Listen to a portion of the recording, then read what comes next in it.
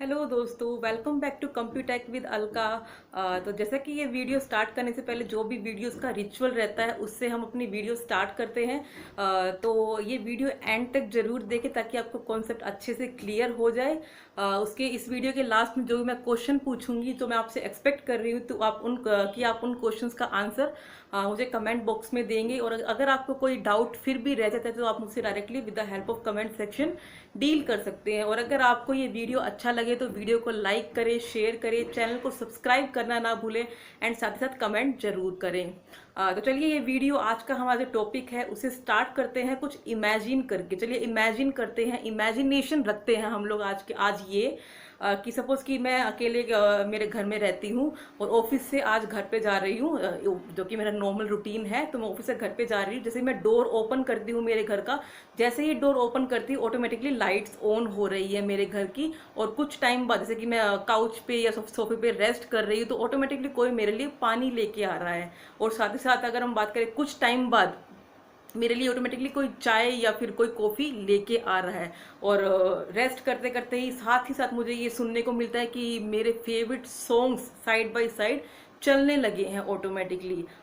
तो ये थोड़ा स्कैरी सा लग रहा है। नहीं, एक्चुअली ये स्कैरी जैसा कुछ भी नहीं है। मैं यहाँ पर टेक्नोलॉजी की ही बात कर रही हूँ, तो टेक्नोलॉजी का ही हमारा टॉपिक रहता है, तो उसी के बारे में मैं आपसे डील कर रही हूँ। तो ये टॉपिक आज का हमारा क्या बता रहा है, जो भी मैंने ये कॉन्सेप्ट आपको बताया कि ऑटोमेटिकली लाइट्स ऑन हो रही है, कोई मेरे लिए पानी लेके आ रहा है, कोई कॉफी लेके आ रहा है, कोई चाय लेके आ रहा है, और साथ साथ मेरे म्यूजिक ऑटोमेटिकली प्ले हो रहा है। तो ये सब काम जो ऑटोमेटिकली हो रहे हैं with the help of technology हो रहे हैं, तो यही आज का हमारा टॉपिक है, जो कि हमारा टॉपिक है IoT, इंटरनेट ऑफ थिंग्स, जिसके बारे में हम स्टडी करेंगे, जिसकी हेल्प से ये सब चीजें पॉसिबल है जो मैंने इमेजिन की है, ये सब ट्रुथ है। तो चलिए शुरू करते हैं।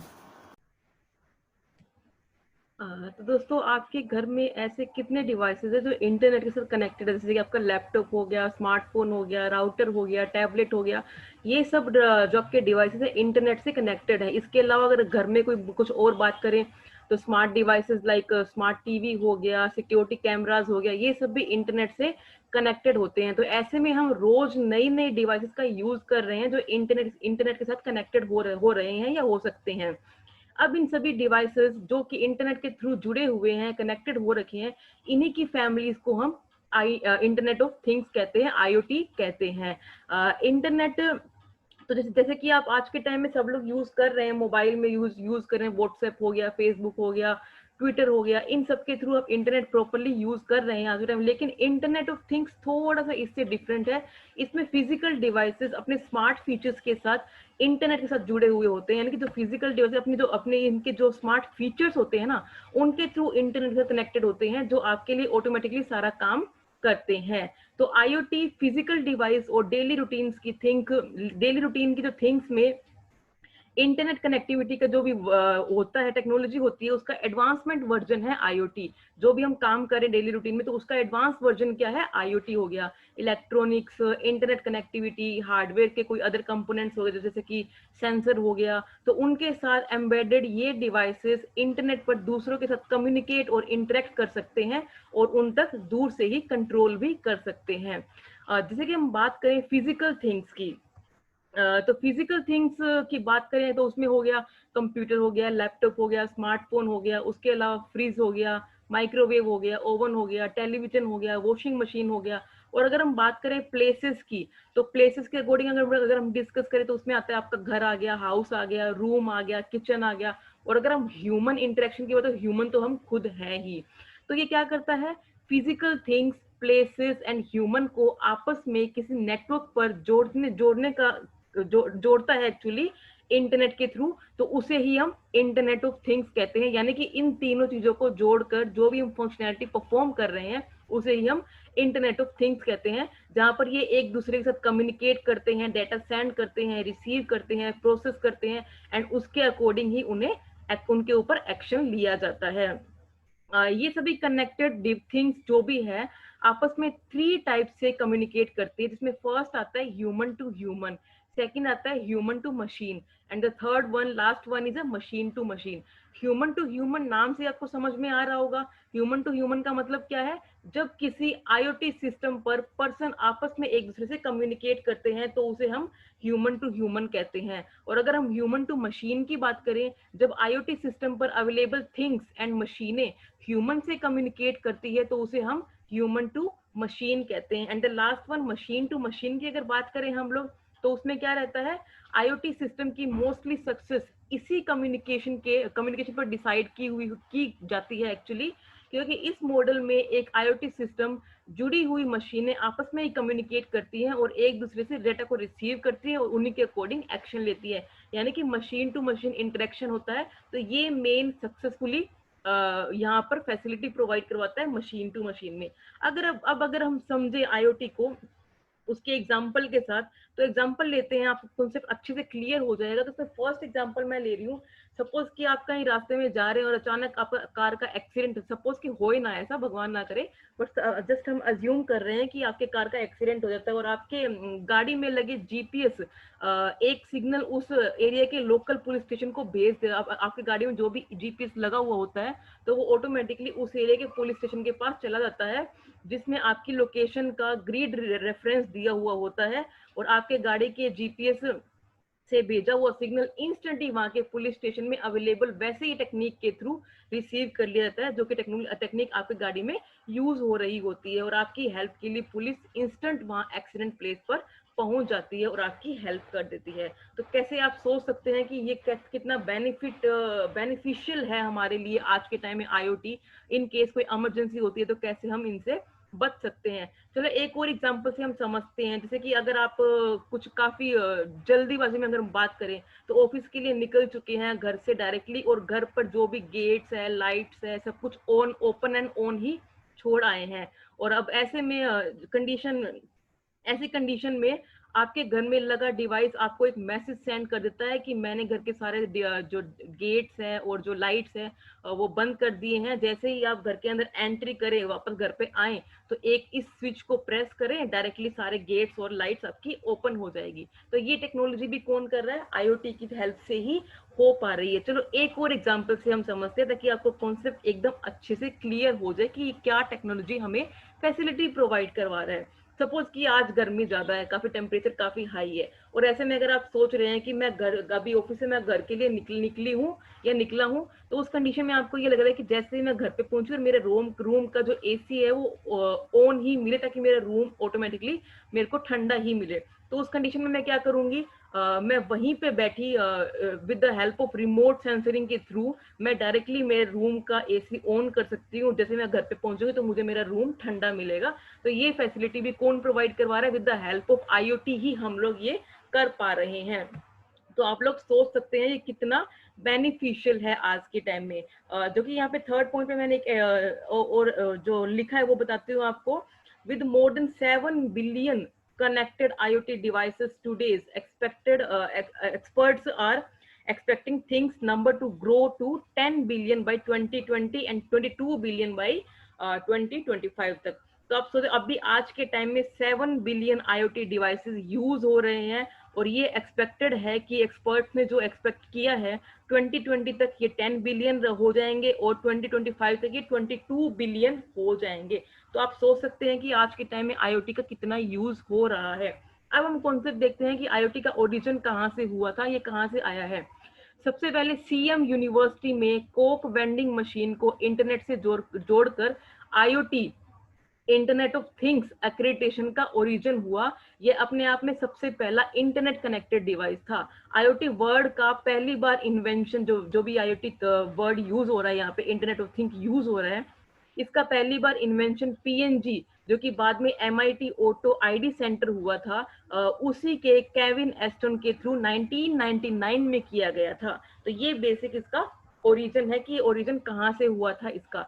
अगर अब हम बात करें इसके आर्किटेक्चरल पॉइंट ऑफ व्यू से, तो इसके आर्किटेक्चरल पॉइंट ऑफ व्यू का डिस्कशन करते हैं तो इसके 4 लेयर में इसे डिवाइड किया गया है, जिसमें सबसे पहली लेयर एक्चुअली सेंसरी लेयर आती है। तो मैंने यहाँ पे कॉन्सेप्ट बॉटम टू टॉप का लिया है। तो सबसे पहले हम बॉटम लेयर को डिस्कस करते हैं जो कि एप्लीकेशन लेयर है। तो ये क्या है, लोवेस्ट एब्स्ट्रैक्शन लेयर, सबसे छोटी वाली लेयर है ये। तो ये काम क्या करती है, फिजिकल क्वांटिटीज को मेजर करने का काम करती है, और ये फिजिकल जो वर्ल्ड है, डिजिटल वर्ल्ड है, उसको कनेक्ट करने का काम करती है, और डेटा को प्रोसेस करती है, सॉरी इंफॉर्मेशन को प्रोसेस कर, इन्फो जो डेटा को प्रोसेस करके हमें इंफॉर्मेशन मिली है उसको कलेक्ट करती है, रियल टाइम इंफॉर्मेशन के साथ कनेक्ट करती है, और हमें इंफॉर्मेशन प्रोवाइड करवाती है, और उसी इंफॉर्मेशन को प्रोसेस करके हमें वो इंफॉर्मेशन मिलती है। नेक्स्ट हम टॉपिक देखते हैं इसमें, gateway and the network layer. तो ये क्या प्रोवाइड करवाता है, high performance network infrastructure provide करवाता है ये, और ये कम्युनिकेशन को, जो इसके लिए कम्युनिकेशन की नीड होती है उसे भी सपोर्ट करते हैं ये इंडिविजुअली। तो इस पर्पज से इसका यूज किया जाता है कम्युनिकेशन पर्पज के लिए, अगर बैंडविड्थ की नीड है, सिक्योरिटी पर्पज के लिए, कुछ सिक्योरिटी की नीड है, तो उस पर्पज के लिए इस लेयर का यूज किया जाता है। और ये मल्टीपल ऑर्गेनाइजेशंस में अलाउ है, क्योंकि जिसके थ्रू हम लोग डेटा को शेयर कर सकते हैं, सेम नेटवर्क पर भी शेयर कर सकते हैं, डिफरेंट नेटवर्क पर भी शेयर कर सकते हैं, और डेटा को इंडिपेंडेंटली भी हम लोग यूज कर सकते हैं। तो उस पर्पज से gateway and the network layer का यूज किया जाता है। नेक्स्ट कॉन्सेप्ट आता है मैनेजमेंट लेयर। मैनेजमेंट लेयर का काम क्या रहता है, डेटा का जो सेंसरी डेटा होता है उसको कैप्चर करने का काम किसका रहता है, मैनेजमेंट लेयर का रहता है। डेटा को एनालाइज भी करने का काम किसका रहता है, मैनेजमेंट लेयर का ही रहता है। तो इसमें क्या रहता है, ये एनालाइजिंग में एक्सट्रैक्ट करता है जो भी रिलीवेंट इंफॉर्मेशन होती है, जो हमें रो डेटा से रिलीवेंट इंफॉर्मेशन मिलती है उसे एक्सट्रैक्ट करता है, और फिर उसे स्ट्रीम करता है, यानी कि उसकी प्रोसेसिंग करता है, और उसके अकॉर्डिंग हमें सिक्योरिटी और प्रीवेसी प्रोवाइड करवाता है डेटा के अंदर जो भी हमें नीड होती है उसकी। नेक्स्ट लास्ट पॉइंट आता है सेंसर लेयर। सेंसर लेयर का काम क्या रहता है, ये प्रोवाइड कराता, ये आईओटी के लिए प्रोवाइड करवाता है, एक इंटरफेस को प्रोवाइड करवाता है आईओटी के लिए। और अगर हम सेंसर लेयर की बात करें तो इसमें डिफरेंट डिफरेंट कंपोनेंट्स कौन कौन से होते हैं जहाँ पे सेंसर लेयर को यूज किया जाता है। तो उसमें ट्रांसपोर्टेशन में भी आईओटी का पूरा यूज होता है, हेल्थ केयर में भी यूज होता है, एग्रीकल्चर में भी यूज होता है, सप्लाई चेन में भी, गवर्नमेंट रिटेलर के जो भी काम है उन सब में भी आईओटी का पूरा यूज होता है with the help of sensor layer. अब हम डिस्कस करते हैं कि ये काम कैसे करता है IoT, how IoT system works. तो एक एग्जांपल के साथ समझेंगे हम इसे वन बाय वन। तो पहले थोड़ा डिस्कशन करते हैं कि इसके कंपोनेंट्स क्या क्या हो सकते हैं। तो एक total IoT system different different components को कंबाइन करके काम करता है, और ये कंपोनेंट्स कौन कौन से होते हैं, इसमें फर्स्ट आता है सेंसर, सेकंड आता है कनेक्टिविटी, थर्ड आता है data processing, and the last one is a user interface. तो यहाँ पर चार कंपोनेंट कौन कौन से हैं, sensor, connectivity, data processing and user interface. तो सबसे पहले सेंसर, ये जो डिवाइस है अपने एनवायरनमेंट से डेटा को इकट्ठा करता है, जिसके बाद उस डेटा को वो क्लाउड पर सेंड कर देता है। वही sensor cellular, satellite, wifi, Bluetooth जैसे टेक्निक के थ्रू अपना डेटा क्लाउड को सेंड करता है वो। और एक बार जब डेटा क्लाउड के पास चला जाता है तो वो अपने अंदर उस डेटा की प्रोसेसिंग करते हैं, और उसके बाद उस डेटा की प्रोसेसिंग होने के बाद जो भी उसका उसकी अकॉर्डिंग हमें इंफॉर्मेशन वो प्रोवाइड करवाते हैं। एग्जाम्पल के तौर पर अगर किसी कंपनी के कोल्ड स्टोरेज वाली जगह का टेम्परेचर एकदम बढ़ जाता है तो सेंसर के थ्रू इस टेम्परेचर की इंफॉर्मेशन क्लाउड पर भेज दी जाती है, जिसके बाद प्रोसेसिंग में देखा जाता है कि टेम्परेचर कितना है। वहीं अगर टेम्परेचर काफी अधिक पाया जाता है तो इसकी इंफॉर्मेशन फिर आपको किसी ईमेल के थ्रू या मैसेज के थ्रू सेंड की जाती है, ताकि आपको पता चल सके कि उस जगह का टेम्परेचर, उस प्लेस का टेम्परेचर, डिसाइडेड टेम्परेचर जो भी आपने डिसाइड करके रखा है, फिक्स करके रखा है, डिसाइडेड टेम्परेचर से कहीं ज्यादा बढ़ गया है, और टाइम रहते आप उसे ठीक भी कर सकते हैं। इस तरह से किसी भी चीज का इंफॉर्मेशन, किसी भी चीज की इंफॉर्मेशन आप तक इस टेक्नोलॉजी के थ्रू आसानी से और कम टाइम में पहुंच जाती है। तो ये काम इसका रहता है। आपको एग्जांपल के थ्रू समझ में भी आया होगा कि ये कैसे काम कर रहा है। अगर हम टॉप कंपनीज की बात करें आईओटी की, तो आज के टाइम में कौन कौन सी टॉप, आईबीएम जो सबसे टॉप पे चल रही है, उसके बाद Google, Intel, Microsoft, Apple, Samsung. तो ये सब कंपनीज आईओटी के डिवाइसेस डिजाइन करती है, जो कि काफी फेमस भी, आप सब लोगों ने इनके नाम भी अच्छे से सुने होंगे। हाँ, अगर हम बात करें इंटरनेट ऑफ थिंग्स की प्रोजेक्ट जो इंडिया में है वो कौन कौन से हैं, तो एस्टिमेशन जो गवर्नमेंट ने बताया है उसके अकॉर्डिंग एस्टिमेशन है कि अगले 5 सालों में इंडिया ग्लोबल स्केल पर आईओटी मार्केट में 20% शेयर्स को गेन कर लेगा। वहीं इंडियन गवर्नमेंट के थ्रू डिफरेंट डिफरेंट प्लान भी स्टार्ट किए गए हैं जो कि आईओटी को लेकर स्टार्ट किए गए हैं। और इन्हीं प्लान्स में से एक प्लान का नाम है स्मार्ट सिटी प्लान, आप लोगों ने नाम भी सुना होगा। तो इंडियन गवर्नमेंट ने अपने ही प्लान पर अप्रोक्सीमेट 7,000 करोड़ रुपए का इन्वेस्ट किया है इसके अंदर।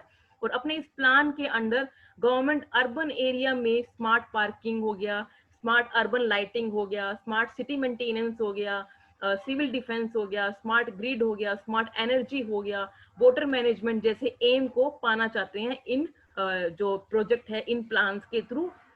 और इसके अलावा आंध्र प्रदेश स्टेट को 2020 तक एक आईओटी हब बनाने का भी प्लान यहाँ पर रखा गया है, प्लान यहाँ पर बनाया गया है, जिसके चलते आईओटी सेक्टर को 50,000 जॉब्स का भी बेनिफिट होगा, 50,000 जॉब्स आने के भी चांसेस है। और वहीं इन सब प्लान्स में ये एस्टिमेशन भी लगाया इन सब प्लान से अगर आप अब आइडिया भी लगा सकते हैं कि इंडिया में भी आईओटी के एरिया में कितना एडवांसमेंट आ गया है, इंडिया भी इन सब में पीछे नहीं रहना चाहता है। तो अगर हम बात करें एप्लीकेशंस ऑफ आईटी की, तो आप डायग्राम में भी देख सकते हैं स्मार्ट हाउसेस के बारे में। मैंने यहाँ पे एक्चुअली इमेज लिया है, तो ये क्या बताता है यहाँ पर स्मार्ट हाउस में ये कैसे बेनिफिट प्रोवाइड करवाता है। तो स्मार्ट हाउस आईओटी का ही एक पार्ट है। आपने इसके बारे में जरूर सुना भी होगा कि स्मार्ट हाउस में सभी इक्विपमेंट इंटरनेट से कनेक्टेड होते हैं, जिन्हें सेंसर के थ्रू हैंडल किया जाता है। और आप इन सेंसर के थ्रू अपने हाउस के गेट्स को, एसी को कंट्रोल इजीली कर सकते हैं। तो यहाँ पर स्मार्ट हाउस का यूज भी आईओटी में पूरा प्रॉपर होता है। नेक्स्ट एप्लीकेशन की अगर डिस्कस करें तो हम वेरेबल टेक्नोलॉजीज, जो आज के टाइम में जो बैंड्स आते हैं सब लोग यूज कर रहे हैं, तो ये सब क्या है, वेरेबल टेक्नोलॉजीज के अंदर वे सभी इक्विपमेंट्स हैं जिन्हें हम पहन सकते हैं, जैसे कि स्मार्ट वॉच हो गया, शूज हो गया, क्लोथ्स भी आते हैं इसके अंदर। तो ये सब इक्विपमेंट्स इंटरनेट के थ्रू कनेक्टेड होते हैं और इससे आप लोग डायरेक्टली बेनिफिट ले सकते हैं। जैसे कि एप्पल की कंपनी की वॉच, जिसमें आप कई सारे वर्क एक साथ कर सकते हैं। वॉच में सेंसर लगे हुए होते हैं जिन्हें आप अपने मोबाइल से कनेक्ट कर सकते हैं और जिम में वर्कआउट के समय अपने ईमेल का काम भी कर सकते हैं, किसी को भेजना हो, सेंड करना हो तो वो भी काम कर सकते हैं, जिसके थ्रू आपको बार बार फोन का यूज नहीं करना पड़ता। आप डायरेक्टली इस वॉच से काम कर सकते हैं, अपने हेल्थ के बारे में पता कर सकते हैं, जो हार्ट बीट है, हार्ट पल्सेस है, कितना आपने वॉक किया है, वो सब भी आप यहाँ पर देख सकते हैं। तो ये सब वेरिएबल टेक्नोलॉजीज के अंडर आता है। नेक्स्ट अगर हम डिस्कस करें एप्लीकेशन में ही, तो स्मार्ट सिटीज के बारे में बताते हैं। तो स्मार्ट सिटीज क्या है, इंटरनेट ऑफ थिंग्स से लोगों की डेली लाइफ में आने वाली प्रॉब्लम्स को सोल्व किया जा सकता है। इसमें ट्रैफिक हो गया, क्राइम हो गया, पॉपुलेशन की जो प्रॉब्लम है उनको आसानी से भी डील किया जा सकता है। सेंसर को इंस्टॉल करके, वेब एप्लीकेशंस का यूज करके पीपल सिटीज में अवेलेबल फ्री पार्किंग में स्लॉट्स पा सकते हैं। ये सब बेनिफिट आप लोगों ने देखे भी होंगे, यूज भी किए होंगे। और इसके अलावा सेंसर मीटर में अगर कोई छेड़छाड़ भी होती है तो उनके इश्यूज का भी इजीली हमें पता चल जाता है। तो ये सब कॉन्सेप्ट भी यहाँ पर आते हैं। नेक्स्ट अगर हम एग्जाम्पल्स की बात करें तो यहाँ पर कौन कौन से एग्जाम्पल है आईओटी से रिलेटेड, तो इसमें फर्स्ट आता है नेस्ट स्मार्ट थर्मोस्टेट। तो ये क्या बताता है, ये एक थर्मोस्टेट है जो इंटरनेट से कनेक्ट होता है। यह आपके हाउस के टेम्परेचर को ऑटोमेटिकली मेंटेन करके रखता है। थर्मोस्टेट हाउस को ऑटोमेटिकली ठंडा या गर्म कर देता है, यानी कि जो टेम्परेचर आपका हाउस का आप सेट कर देते हैं उसके अकॉर्डिंग वो ऑटोमेटिकली उसे मैनेज कर लेता है। तो ये काम किसका रहता है, नेस्ट स्मार्ट थर्मोस्टेट, यानी कि एक हाउस का ही एक ये स्मार्ट हाउस का ही एक ये पार्ट हो गया। नेक्स्ट अगर हम डिस्कस करें Amazon इको स्मार्ट होम, तो ये क्या है, आपने एलेक्सा नाम सुना होगा डेफिनेटली, तो ये उसी से रिलेटेड है। Amazon इको वॉइस, जो वॉइस असिस्टेंट है, एलेक्सा के थ्रू काम करता है। इसमें यूजर अलग अलग वर्क को करवाने के लिए कम्युनिकेट करते हैं। यूजर एलेक्सा के थ्रू म्यूजिक प्ले कर सकते हैं, वेदर की इंफॉर्मेशन ले सकते हैं, गेम्स का जो स्कोर चल रहा है वो पता कर सकते हैं, अगर टैक्सी कोई बुक करनी तो वो भी कर सकते हैं। तो इसके थ्रू हम काफी काम कर सकते हैं, क्योंकि ये सारा काम इंटरनेट बेस्ड हो रहा है, इंटरनेट से कनेक्टेड है और हमें ओनली इन्हें इंस्ट्रक्शन देने होते हैं, डायरेक्टली उसके अकॉर्डिंग वो काम करते हैं। नेक्स्ट हम देखते हैं फिटबिट, जो कि हमने वेरिएबल में कॉन्सेप्ट देखा था, अभी वेरिएबल टेक्नोलॉजी में कॉन्सेप्ट देखा था। ये ऐसी टेक्नोलॉजी है जो आपकी हेल्थ के बारे में आपको इन्फॉर्मेशन देती है, जैसे कि आप कितना चले हैं, कितनी कैलोरीज बर्न की है, आपने कितनी नींद ली है, इन सब चीजों के बारे में आपको इन्फॉर्मेशन देता है। या आपकी फिटनेस का मतलब जो डाटा है समय समय पर आपको मेंटेन करके आपके मोबाइल या कंप्यूटर के थ्रू जो भी आपने लिंक कर रखा है उसके थ्रू सेंड करता रहता है, जिससे आप अपनी फिटनेस प्रोग्राम्स के जो भी फिटनेस के प्रोग्राम्स है, जो भी प्रोग्रेस करनी है उसके बारे में आसानी से पता कर सकते हैं। नेक्स्ट आता है एस्ट्रम AI 150। ये एक ब्लूटूथ टाइप का लॉक होता है, ब्लूटूथ बेस्ड लॉक होता है। यह लॉक एंड्रॉइड या iOS को सपोर्ट करता है।